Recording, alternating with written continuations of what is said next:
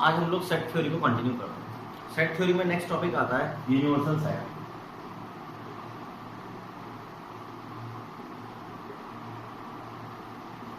अब universal set होता क्या है बेसिकली, हम लोग क्या बोलेंगे कि यूनिवर्सल सेट नाम से क्या लग रहा है, यूनिवर्सल जो सबसे बड़ा हो basically.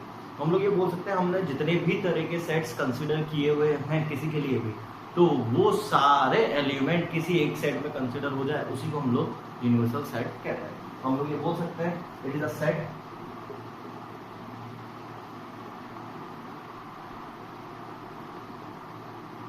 which consists of all the elements taking into consideration, and it is denoted by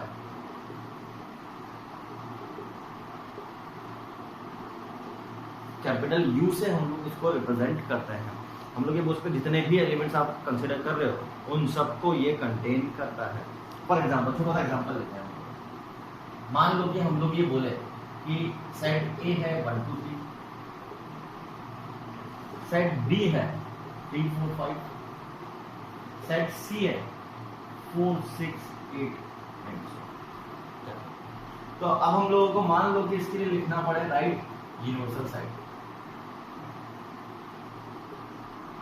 अब इसके लिए यूनिवर्सल सेट कंसीडर करना है तो हम लोगों को ये देखना है बेसिकली तो हम लोग ये बोल सकते हैं इन सबका सुपर सेट एक तरह से। तो हम लोग ये बोल सकते हैं वो क्या हो सकता है 1 2 3 4 5 6 8, ये सबसे पहला यूनिवर्सल सेट बोल सकते हैं। इसके अंदर ये सारे एलिमेंट्स आ रहे हैं, आप ये भी तो बोल सकते हो। ये क्या है नेचुरल नंबर। क्या मैं इसके लिए यूनिवर्सल सेट ये नहीं बोल सकता कि सारे एलिमेंट कंसीडर हो रहे हैं या नहीं हो रहे इसके अंदर, तो हम लोग इसको भी यूनिवर्सल सेट बोल सकते हैं। इनके लिए ये यूनिवर्सल सेट हो सकता है। आप लोगों को लिखना है ये भी लिख सकते हैं हम लोग, ये क्या होता है सेट ऑफ इंटीजर्स। यस और लिखना है तो हम लोग क्या बोल सकते हैं u equal to R set of real number. Yes और तो हम लोग ये बोल सकते हैं इन सब के लिए आप लोग यूनिवर्सल सेट क्या क्या बोल सकते हो, नेचुरल नंबर बोल दो, इंटीजर्स बोल दो, या 1 2 3 4 5 6 8 बोल दो, या 1 2 3 4 5 6 7 8 9 10 बोल दो। हम लोग यहाँ पर ये बोल सकते हैं कि यूनिवर्सल सेट बस इतना सा बोल सकते हो कि जितने भी आप एलिमेंट्स कंसीडर करते हो वो सारे उसके अंदर आने चाहिए, उसके बाहर कुछ भी नहीं है, यूनिवर्सल के बाहर कुछ भी नहीं है। हम लोग ये मानेंगे आसान सी भाषा के अंदर। हम लोगों ने पढ़ा जीरो के लिए यूनिवर्सल बोलना है तो आप लोग क्या बोल सकते हो, होल नंबर बोल सकते हो, देन इंटीजर बोल सकते हो, रैशनल नंबर्स बोल सकते हो, उसके ऊपर जाएंगे तो रियल नंबर बोल सकते हो, और सबसे बड़े जाएंगे तो सबसे बड़ा सेट क्या होता है नंबर्स का, कॉम्प्लेक्स नंबर। हम बोल सकते हैं कि वो तो कॉम्प्लेक्स नंबर है। मैंने क्या बोला वो समझाया। तो चलो एक बार इसको देखो। मान लो कि मैं आप लोगों से ये बोलता consider set of female doctors.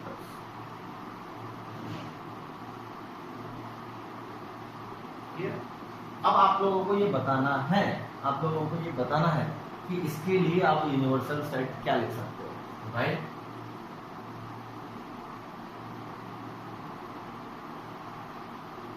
Universal set. आप ये सोचकर बताओ कि क्या क्या हो सकता है, ऊपर का बताओ।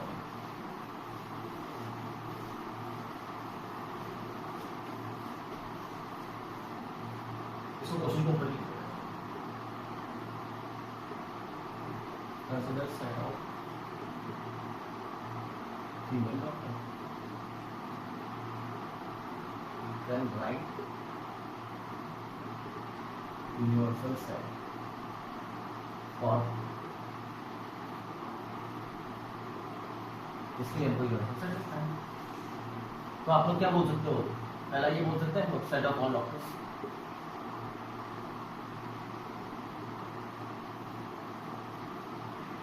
और जितने भी डॉक्टर्स कंसीडर करोगे, डॉक्टर्स में क्या हो सकता है, या तो फीमेल हो सकता है या मेल हो सकता है, सब कवर हो गया इसके अंदर। तो इसके लिए यूनिवर्सल सेट क्या होगा, सेट ऑफ डॉक्टर्स। हम लोग ये भी तो बोल सकते थे सेट ऑफ ऑल फीमेल्स। इसके अंदर सब कवर हो गया, फीमेल डॉक्टर, दूसरे डॉक्टर्स, फीमेल टीचर्स, फीमेल कोई भी हो, कोई भी प्रोफेशन हो, वो सब कवर हो गया इसके अंदर। हम लोग ये बोल सकते हैं, इसके लिए ये बोल सकते हैं कि हम लोग ये बोल सकते हैं क्या set of all human being of the world.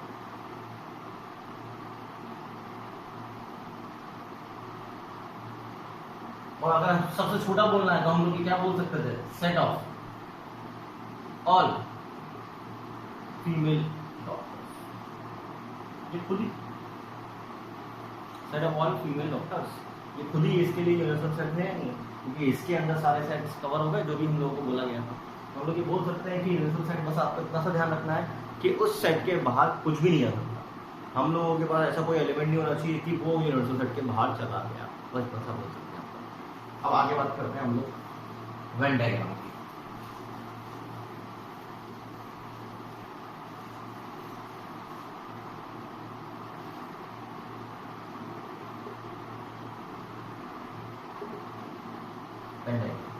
हम लोग ये बोल सकते हैं सेट को समझने के लिए ये हमारी बड़ी हेल्प करता है और ये थोड़ा सा आसानी से हमको समझाता है। क्यों? क्योंकि नाम ही क्या है इसका, वेन डायग्राम, यानी कि हम लोग सेट्स को बेसिकली किसके हेल्प से समझते हैं, डायग्राम। तो कई बार क्वेश्चन को सॉल्व करने के लिए भी ये हमारे लिए यूजफुल होता है, क्योंकि कई बार इससे जल्दी क्वेश्चन सॉल्व होता है। तो सबसे पहली बात तो वेन डायग्राम होते क्या है, ये तो समझ में आ गया कि ये डायग्राम होता है। हम लोग ये बोल सकते हैं a diagram which represents mathematical और logical sets pictorially using circles और क्लोज लूप बोल दो या कर्व बोल दो। हम लोग ये बोल सकते हैं एक ऐसा डायग्राम जो हम लोगों को पिक्चोरियली ये समझा सके कि ये लॉजिकल कंडीशन वो गिवन है या मैथमेटिकल कंडीशन जो भी गिवन है वो हमको सर्कल, रेक्टेंगल्स, ट्राइंगल कुछ भी ले सकते हो आप लोग, क्लोज लूप, उसकी हेल्प से हम लोगों को रिप्रेजेंट कर सकते हैं। Generally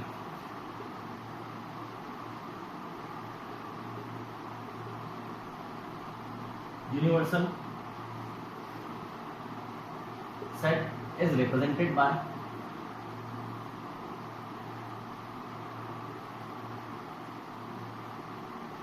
rectangle. यूनिवर्सल सेट को हम लोग जनरली रेक्टेंगल से रिप्रेजेंट करते हैं and sets represented by circles। Generally तो हम लोग इसकी बात करते हैं, बाकी हम कोई से भी डायग्राम बनाते हैं कोई फर्क नहीं पड़ता। अब मीनिंग क्या है, कैसा समझना है हम लोगों को, उसके लिए ध्यान से देखना।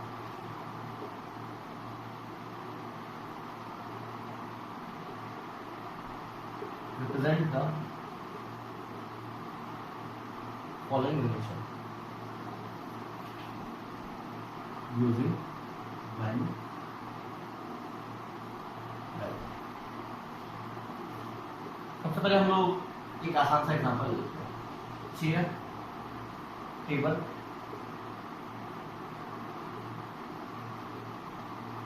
फर्नीचर, ठीक है, और एक मैं साथ में लिखता हूँ बोर्ड। ये मैंने, अब हम लोगों को इसको रिप्रेजेंट करना है वेन डायग्राम। डायग्राम से हमको ये समझ में आना चाहिए। तो सबसे पहले मैं इन दोनों की बात करूँगा, चेयर और टेबल, इनमें कॉमन तो कुछ भी नहीं होता, यानी कि ये थोड़ा सा अलग अलग दिखेंगे, कुछ भी कॉमन नहीं हो सकता। एक सर्कल अगर हम लोगों ने ये चेयर का बनाया है तो आप लोग ये बोल सकते हो कि इसके अंदर टेबल नहीं आ सकती, तो आपको टेबल को अलग से बनाना पड़ेगा। मैं क्या बोल रहा हूँ, समझ में आ रहा है? तो हम लोगों ने टेबल को अलग से बना दिया क्योंकि इसके अंदर कुछ भी कॉमन नहीं। अगर कुछ कॉमन होता तो हम लोग क्या करते हैं, इसको इधर शिफ्ट कर देते हैं, तो ये जो इंटरसेक्शन वाला पार्ट आता वो क्या करता, इसे कॉमन पार्ट को रखता। अभी कुछ भी कॉमन नहीं है तो हम लोगों ने पूरा कर दिया। मान लो कि ऐसा, अभी धीरे धीरे बात करूंगा, जैसे अगला की बात करते हैं फर्नीचर। अब यहाँ पर ये बताओ कि फर्नीचर, मैं ये बोल सकता हूँ ये दोनों इसी की कैटेगरी में आते हैं, फर्नीचर की कैटेगरी में आते हैं, तो मैं ये बोल सकता हूँ ये दोनों इसके बाहर नहीं आ सकते। तो इन दोनों के लिए ये यूनिवर्सल सेट बोल सकते हो आप लोग, यस और नो। अब यूनिवर्सल सेट को आपको रेक्टेंगल से नहीं करना, रेक्टेंगल से कर सकते हो, लेकिन जनरली यहाँ पर हम करेंगे नहीं। क्यों? क्योंकि यहाँ पर एक और चीज का ओवर होगी, तो उसके लिए तो वो यूनिवर्सल सेट नहीं है। तो हम लोग क्या बोलेंगे, एक काम करते हैं, इसको रिप्रेजेंट कर दिया हम लोगों ने फर्नीचर से। ऑब्जर्व करो, यहाँ तक का काम तो हो गया हमारा। क्या हम लोग बोल सकते हैं चेयर और टेबल पूरा फर्नीचर के अंदर ही आए।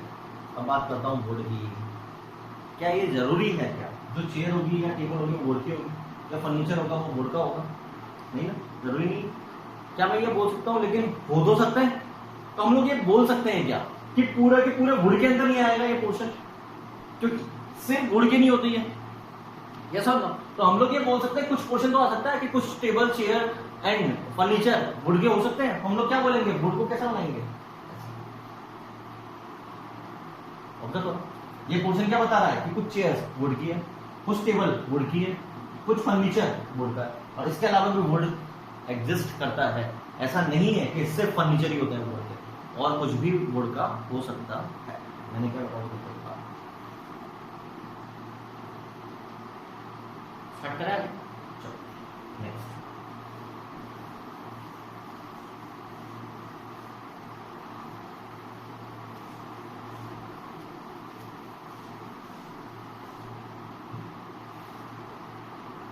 सेकंड, मेल फीमेल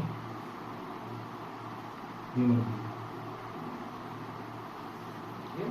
अब हम लोग इसको ये प्रैक्टिकल लाइफ का लॉजिकल से बोल सकते हैं एग्जांपल। तो हम लोग ये बोल सकते हैं इन दोनों में कुछ भी कॉमन नहीं हो सकता, तो इसका मतलब ये बिल्कुल अलग अलग है।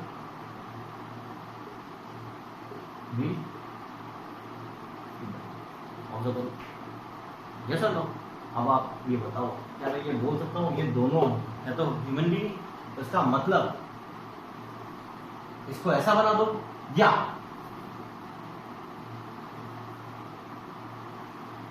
रेक्टेंगल बना दो, कोई फर्क पड़ेगा क्या? नहीं, क्योंकि इन दोनों के लिए क्या बोल सकते हैं, यूनिवर्सल सेट की तरह। तो ये क्या हो गया ह्यूमन यूनिवर्सल सेट, मान लो ये लिखा हुआ। क्लियर?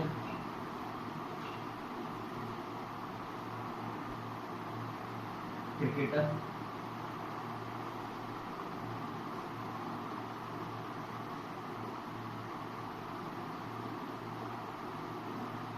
Basketball player.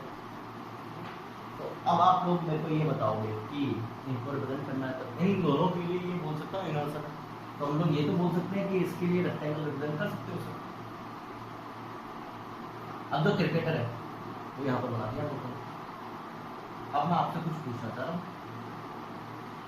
जो बास्केटबॉल प्लेयर है और क्रिकेटर है, क्या ये जरूरी है दोनों अलग अलग ही होंगे? जो क्रिकेटर है वो बास्केटबॉल प्लेयर नहीं हो सकता, ऐसा जरूरी है क्या? नहीं। यानी कि मैं ये बोल सकता हूँ जो कुछ क्रिकेटर है वो बास्केटबॉल प्लेयर भी हो सकते हैं, यानी कि इनके बीच में कुछ ना कुछ कॉमन क्वेश्चन आएगा। ये क्या बोल सकते हैं हम लोग, बास्केटबॉल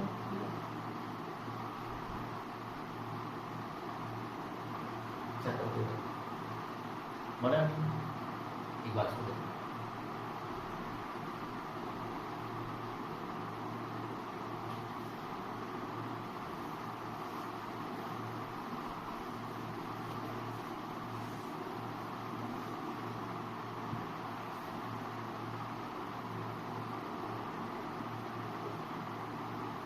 डॉक्टर, टीचर, ये इनकी बात करो, इन तीनों को रिप्रेजेंट करना है। अब इन तीनों को रिप्रेजेंट करना है तो क्या मैं ये बोल सकता हूँ, मान लो आप लोगों ने इसको डॉक्टर बनाया, क्या डॉक्टर टीचर हो सकता है? हो सकता है क्या? यस हो? क्या आप ये बोल सकते हो सारे के सारे डॉक्टर टीचर हैं? नहीं बोल सकते। क्या आप ये बोल सकते हो सारे के सारे टीचर डॉक्टर हैं? नहीं बोल सकते। तो हम लोग ये बोल सकते हैं कि कुछ पोर्शन हो सकता है कॉमन। अब मैं बात करूंगा प्लेयर। क्या ये बोल सकते हो कि डॉक्टर प्लेयर हो सकता है, प्लेयर डॉक्टर हो सकता है, लेकिन सारे के सारे नहीं? टीचर प्लेयर हो सकता है, प्लेयर टीचर हो सकता है, लेकिन सारे के सारे नहीं? तो हम लोग ये बोल सकते हैं क्या जो डॉक्टर और टीचर दोनों हैं वो भी तो प्लेयर हो सकता है। इसका मतलब हम लोगों को क्या बनाना पड़ेगा, तीनों का इंटरसेक्शन। एक बार और बड़ा है। तो ये क्लियर हुआ सबसे पहले मीनिंग कि वेन डायग्राम का मीनिंग क्या है, इससे हम लोग कैसे रिप्रेजेंट करते हैं। आगे बात करते हैं।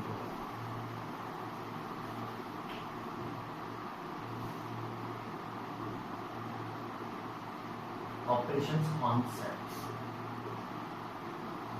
अभी तक तो हम लोगों ने सिर्फ सेट्स पढ़ा है कि सेट होता क्या है। अब हम लोग सेट्स के ऊपर ऑपरेशन की बात करेंगे। ऑपरेशंस का मतलब कौन कौन से तरह के मैथमेटिकल आप लोग उस पर ऑपरेशन कर सकते हो। फर्स्ट आता है union of two sets.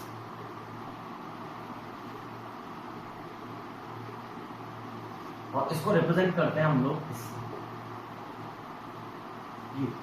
A union B, इसको हम लोग रीड करते हैं ए यूनियन बी। अब सबसे पहले तो यूनियन ऑफ टू सेट्स होता क्या है, तो हम लोग आसान भाषा में तो ये बोल सकते हैं यूनियन ऑफ टू सेट भी एक सेट होता है। एक सेट होता है जिसके अंदर एलिमेंट्स हैं वो या तो ए के एलिमेंट होंगे या बी के एलिमेंट होंगे। ए और बी के एलिमेंट से बनने वाले सेट को हम लोग बोलते हैं union of two sets. Clear? हम लोग ये बोल सकते हैं union of two sets A and B, that is A union B, is a set in which each element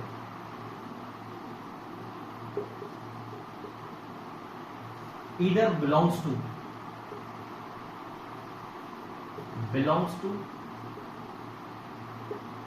either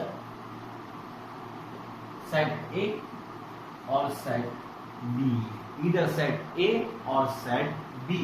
mathematically हम लोग इसको ऐसा लिखते हैं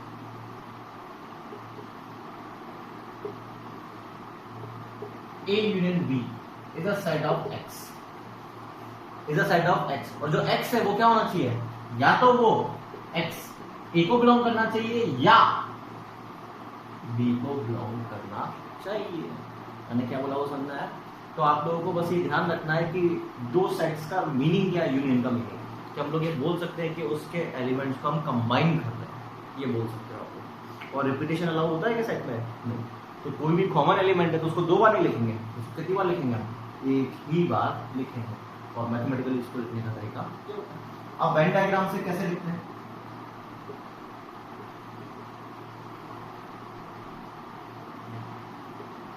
अब ध्यान से समझना है, ये यूनिवर्सल सेट, किसी भी सेट की बात करें यूनिवर्सल सेट, अब उसके अंदर 2 सेट्स हैं ए और बी। सेट ए हमने ये बनाया, अब ये पॉसिबिलिटी होती है कि हो सकता है दोनों के बीच में कुछ कॉमन हो और हो सकता है ना हो कॉमन, तो हम लोग डायग्राम तो यही वाला बनाते हैं। जब गिवन होगा कि कॉमन नहीं है तो ऑटोमेटिकली ये वाला पोर्शन कितना हो जाएगा? 0, यानी कि डिसजॉइंट हो जाएगा, अलग अलग हो जाएंगे। Yes or no? दूसरी चीज, अभी हम लोग ए यूनियन बी को रिप्रेजेंट करना चाह रहे हैं मैथमेटिकली, ग्राफिकली, तो अब ये सोचकर बताओ ए यूनियन बी क्या बनेगा? ए यूनियन बी क्या है कि वो सेट है जिसके अंदर जो एलिमेंट है वो ए को बिलोंग करेगा या बी को बिलोंग करेगा, यानी कि मैं ये बोल सकता हूं वो दोनों को बिलोंग करना चाहिए, ए को या बी को। ए को बिलोंग करने वाला पोर्शन, यस और नो? ये बी को बिलोंग करने वाला पोर्शन, यस और नो? और ये वाला पोर्शन कौन सा है? दोनों को, वो भी कवर होगा, बिल्कुल वो भी कवर होगा। चलिए, तो यानी कि हम लोग ये बोल सकते हैं शेडेड पोर्शन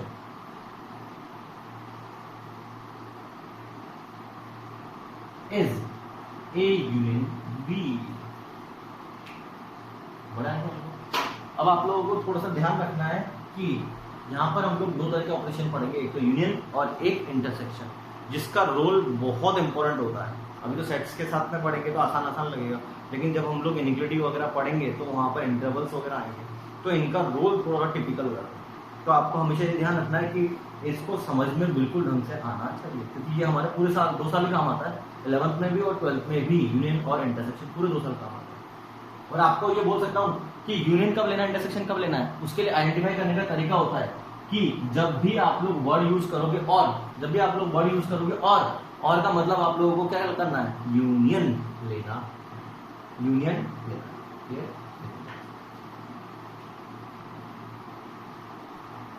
बड़ा है। Next,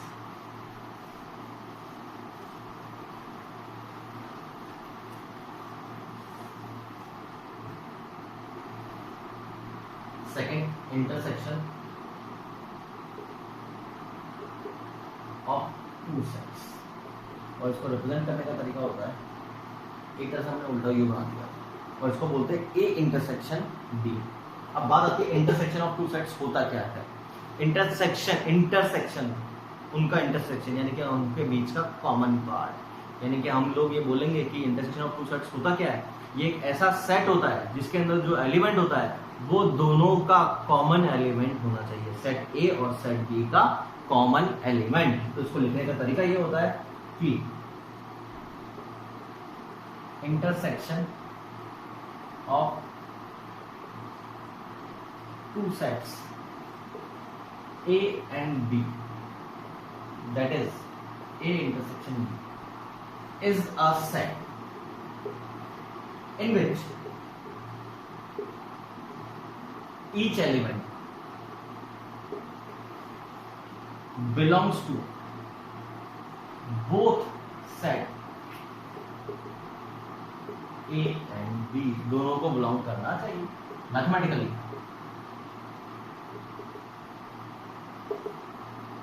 A intersection B equal to, it is a set of X such that X belongs to A and X belongs to B. Clear? Using Venn diagram.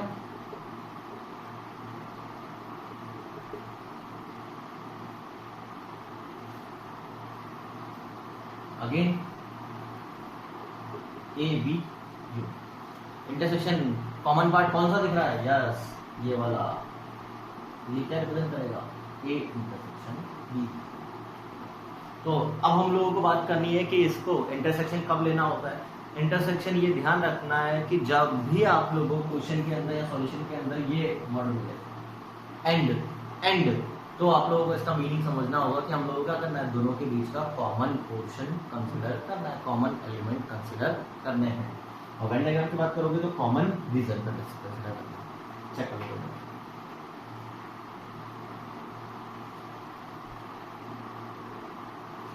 Start करें। Next third,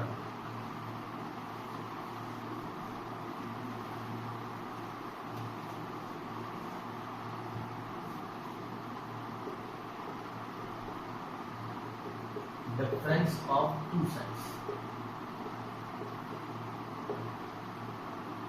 difference of two sets, नाम क्या है? Difference. तो difference हम लोगों ने number वगैरह में सब में लेना सीखा है। ये उसकी तरह होता जरूर है, लेकिन हम लोग ऐसा नहीं बोल सकते। फॉर एग्जाम्पल कि आपने ये बोला कि 1 2 3 है, बी 3 4 5 है, हम लोगों ने ए माइनस बी लिया, तो ये सर 1 2 -4 -5 हो गया। ये ऐसा नहीं होता। डिफरेंस ऑफ टू सेट्स का मतलब क्या होता है? एक सेट में से दूसरे सेट को घटाना, एक सेट में से दूसरे सेट को घटाना, एक सेट में से दूसरे सेट को घटाना। अब घटा कैसे सर? एक सेट में दूसरे सेट को, तो हम लोग ये बोल सकते हैं जब एक सेट में दूसरे सेट को घटाना है तो हम लोग कौन से एलिमेंट्स को माइनस करेंगे? कौन से एलिमेंट्स को? जो कॉमन होंगे, कॉमन होंगे। ए माइनस बी का हम लोग ये मीनिंग बोल सकते हैं, सेट ए में से सेट बी के एलिमेंट्स को माइनस कर दो, सेट बी के कॉमन एलिमेंट्स को माइनस कर दो। मीनिंग क्या है? ध्यान से देखना। A minus B is a set in which each element belongs to set A but not belongs to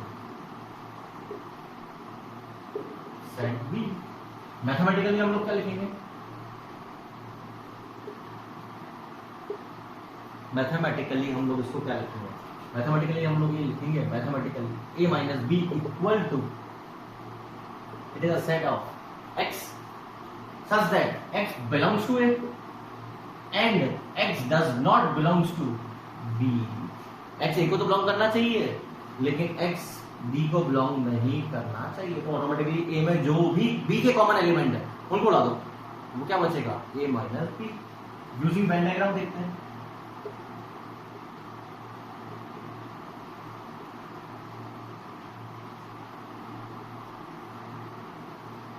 ए है, ये बी है।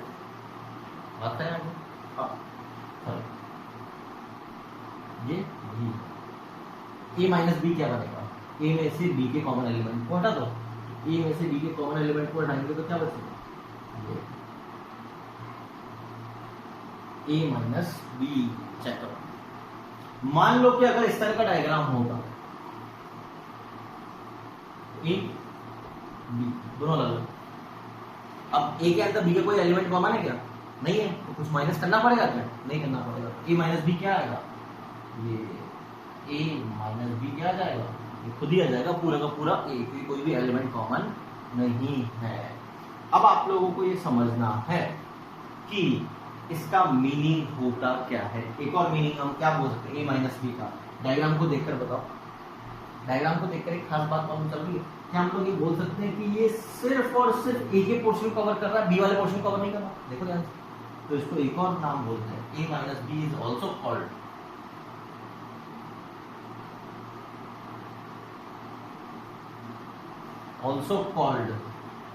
Only A. इसको हम लोग ये बोल सकते हैं ओनली ए, कि सिर्फ और सिर्फ हम ए की बात कर रहे हैं। और एक और तरीके से इसको लिख सकते हैं A minus A intersection B. A intersection B की कॉमन एलिमेंट को तो माइनस कर रहे हैं हम लोग, तो दोनों का मीनिंग एक ही होता है। एक बार चेक बड़ा आते हैं। Next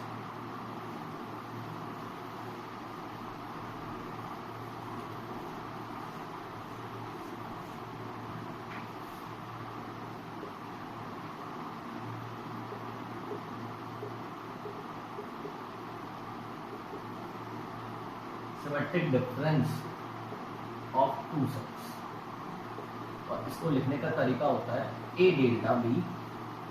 A delta B symmetric difference of two sets, two sets का सिमेट्रिक डिफरेंस हम लोगों को लेना है। अब मैं पहले आपको इसकी डेफिनेशन बताऊंगा और फिर मैं इसको एक्सप्लेन करूंगा। क्या? A delta B is a set in which each element belongs to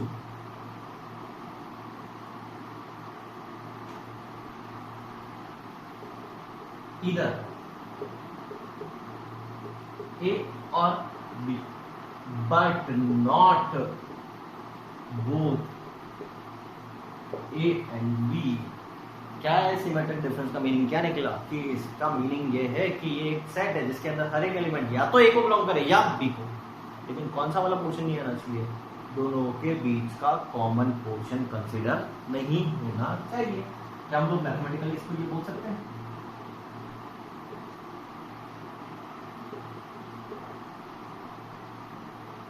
A delta B it is a set of x such that x belongs to A or x belongs to B and x does not belongs to A intersection B। दोनों का common element consider नहीं होने चाहिए। Venn diagram की बात करते हैं।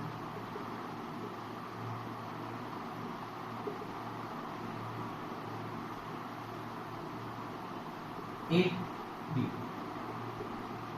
तो कौन सा वाला पोर्शन होगा? यस, कॉमन पोर्शन को छोड़कर ए यूनियन बी वाला पोर्शन। इसको हम लोग बोल सकते हैं shaded region is A delta B checker होगा। अब मैं आप लोगों से यहाँ पूछूंगा ए डेल्टा बी को और किस तरह से लिख सकते हैं? ध्यान से देखना। नो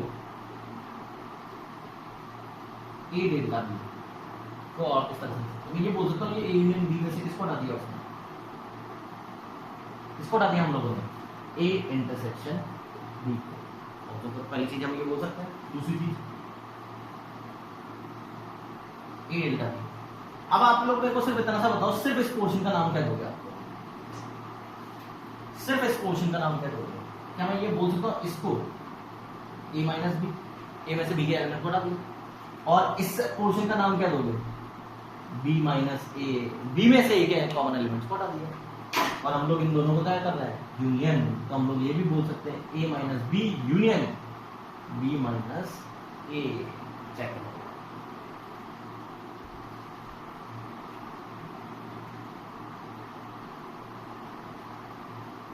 बात करें आगे। Next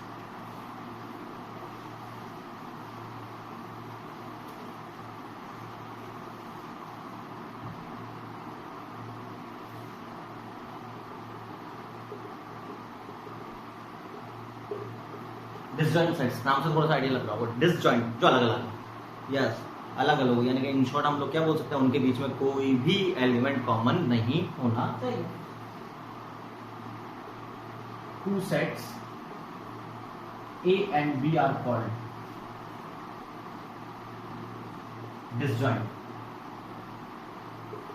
if they have no common element.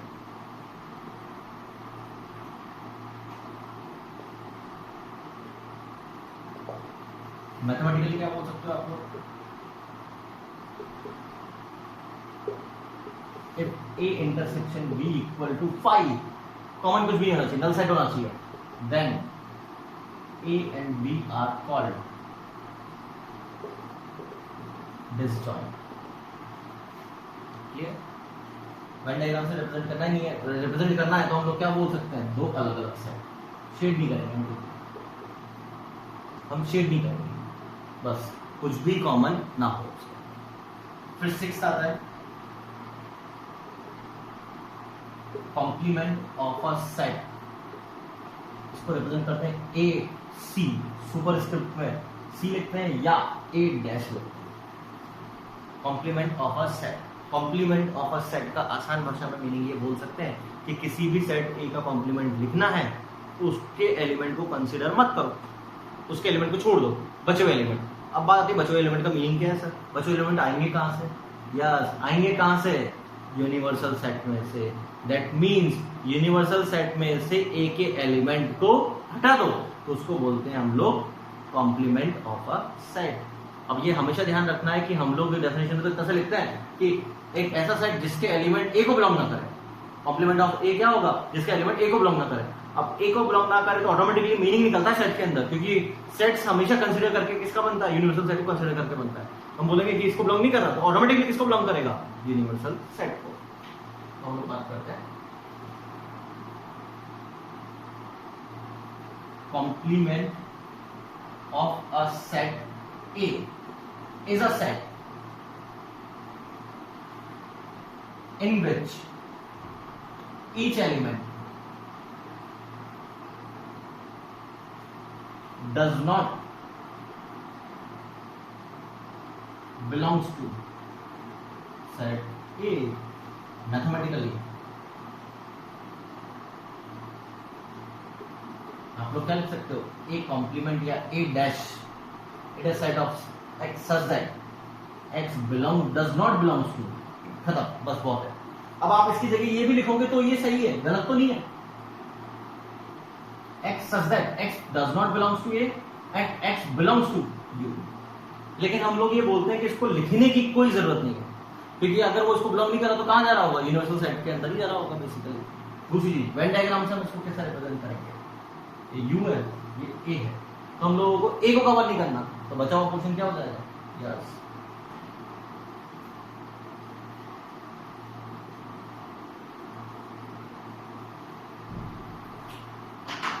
Observe.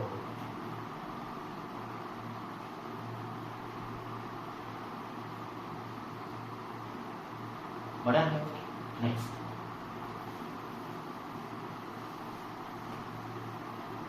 अब हम लोगों ने ये ऑपरेशंस देखे कि सेट्स के ऊपर क्या क्या ऑपरेशंस कर सकते हैं हम लोग। अब सेट्स के अंदर ऑपरेशंस की कुछ प्रॉपर्टीज होती है, इसको हम लोग बोलते हैं laws of algebra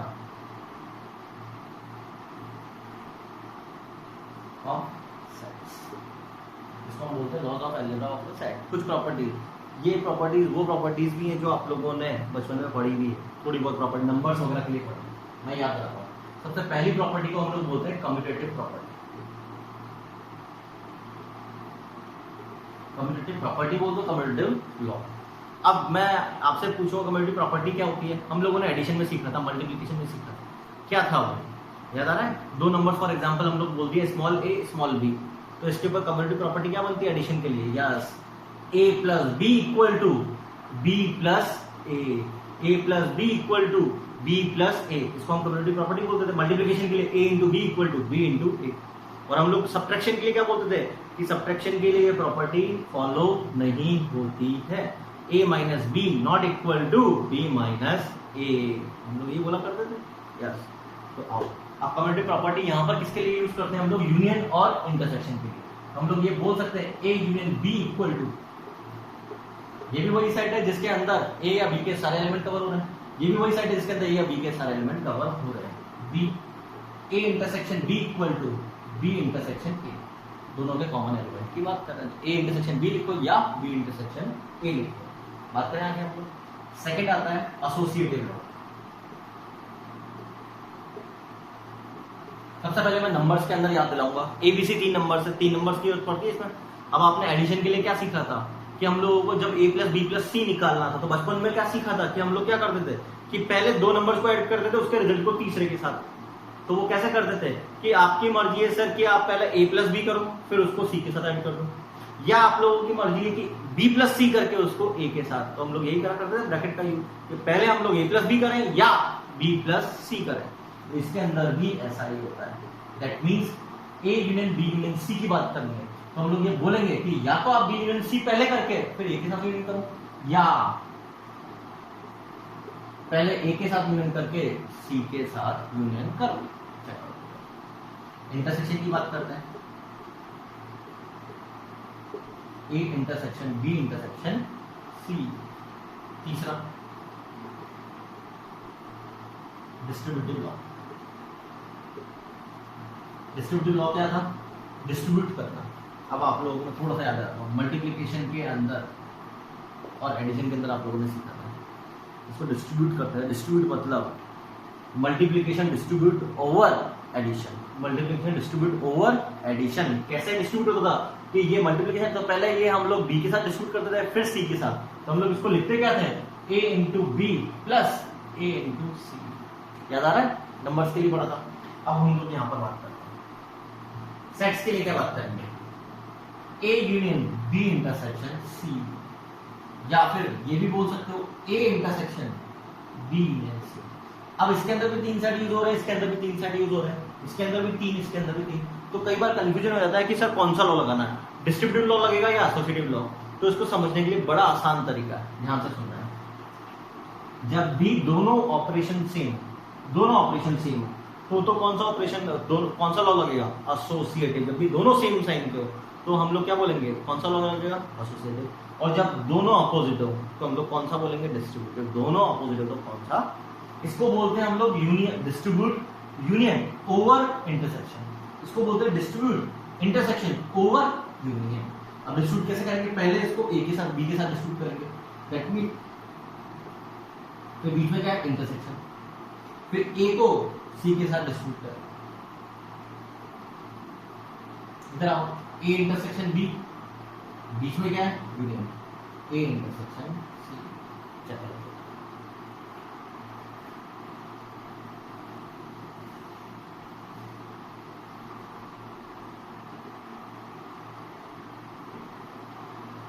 D Morgan's law.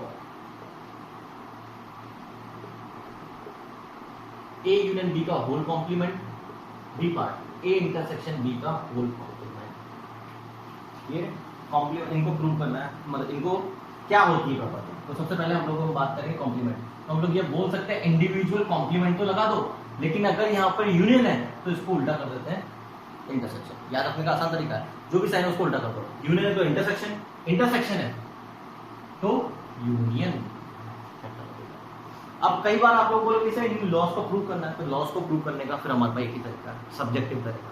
और वो सब्जेक्टिव तरीका क्या था कि अगर हमको दो सेट्स को इक्वल प्रूव करना है, A is a subset of B and B is a subset of A, then A equal to B। हम लोग इन सब को उससे प्रूव कर सकते हैं, लेकिन हम लोगों को डायरेक्टली प्रॉपर्टीज यूज आती है तो हमको ये सारी प्रॉपर्टीज याद होनी ही चाहिए। फिफ्थ लॉ आता है आइडेंटिटी लॉ।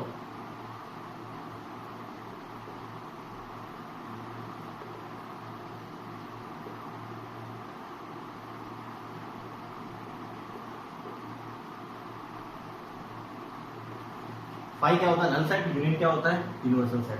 तो नल सेट के साथ में आप ए का यूनियन कर रहे हो, ये नल सेट मतलब इसके अंदर एक भी एलिमेंट नहीं, यूनियन कर रहे हो ए, तो वापस कौन खुद मिल जाएगा? आइडेंटिटी खुद ही वापस मिल जाएगा। इंटरसेक्शन कॉमन एलिमेंट की बात कर रहे हैं यूनिवर्सल सेट के साथ, यूनिवर्सल यानी कि सब कुछ उसके अंदर ए कॉमन, तो खुद ए ही कॉमन आएगा। आइडेंटिटी ये खुद वापस मिल जाता है। 6 आइडेंटिपोटेंट लॉ। आइडेंटिपोटेंट लॉ का मीनिंग होता है एक सेट का खुद के साथ ऑपरेशन। मीनिंग क्या है? ए यूनियन ए क्या होगा और ए इंटरसेक्शन ए क्या होगा, ये सोच सकते। ए का खुद के साथ यूनियन, कॉमन एलिमेंट है सारे, तो वापस क्या मिल जाएगा? ए। यस, इंटरसेक्शन सारे एलिमेंट कॉमन है तो हम लोग ये बोल सकते हैं वापस क्या मिल जाएगा? ए। बात क्या है? नेक्स्ट पहले एक बार इनको कॉपी करो।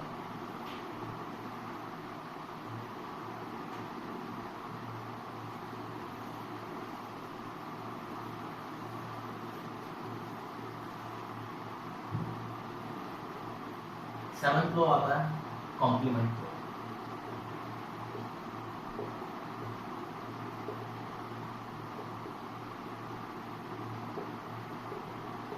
बताओ आपको ए कॉम्प्लीमेंट का फिर कॉम्प्लीमेंट लो। ए कॉम्प्लीमेंट तो बोलता है ए के एलिमेंट को नहीं लेना, तो ए डैश ए के बाहर के एलिमेंट को लो, उसका कॉम्प्लीमेंट यानी कि ए के बाहर के एलिमेंट को नहीं लेना, तो ऑटोमेटिकली कहां जाएंगे हम? ए के अंदर, तो वापस क्या आ गया? ए। बी पार्ट, ए का इंटरसेक्शन ए कॉम्प्लीमेंट के साथ और ए का यूनियन ए कॉम्प्लीमेंट के साथ। ए और A complement common element. Definition ये होती है कॉम्प्लीमेंट की, कोई भी एलिमेंट ए का नहीं लेना, तो कॉमन एलिमेंट नहीं होंगे, तो क्या बनेगा? 5। ए और ए कॉम्प्लीमेंट, ए और ये ए के अलावा, तो मिलकर क्या बना देंगे? Yes, universal set.